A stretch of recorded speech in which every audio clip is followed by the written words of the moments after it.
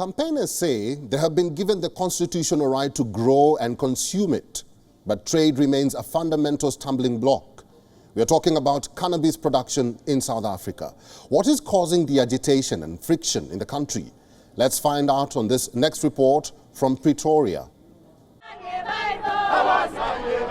Hundreds of cannabis lobby groups and individuals came together across South Africa to express their frustration against the government on the approach, structure and pace of cannabis law reform and legal regulation.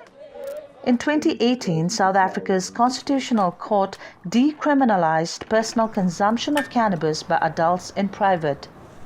The effect of the judgment of this court is to decriminalize A, the use or possession of cannabis by an adult in private for that adult person's consumption in private.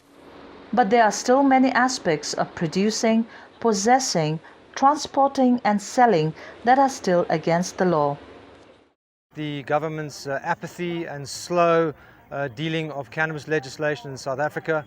Our legacy farmers still have no way of growing cannabis legally. We have lots of delays in legislation, and our economy essentially needs cannabis urgently for job creation and to stimulate the economy, especially after COVID. So there is no reason for it to be delayed. It's been 4 years on Sunday since the Constitutional Court ruling, and very little has moved forward. So we are calling on government to speed up and to take this industry seriously. Cannabis, also known as marijuana or dacha, is one of the most controversial substances that see people divided about whether it is harmful or helpful. But in many rural parts of South Africa, there are certain groups who have been cultivating this plant for generations. There are still no solutions for rural legacy cannabis farmers who still remain criminals in the eyes of the law. The president of the country is talking about an inclusive enabling cannabis legislative framework that will include what we call legacy farmers. We estimate there's between 40 and 60,000 of those, although the master plan talks about 900,000 farmers. These farmers have been farming cannabis for generations, for 150 or if not more years.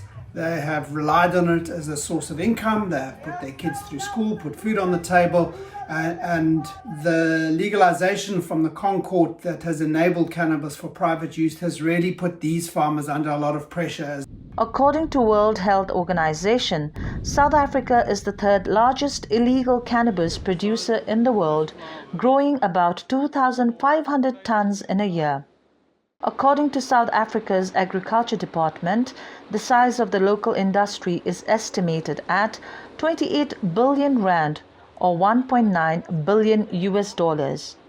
The industry is also estimated to create as many as 130,000 jobs.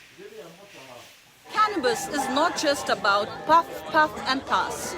This industry has great potential to create employment and investment opportunities in South Africa.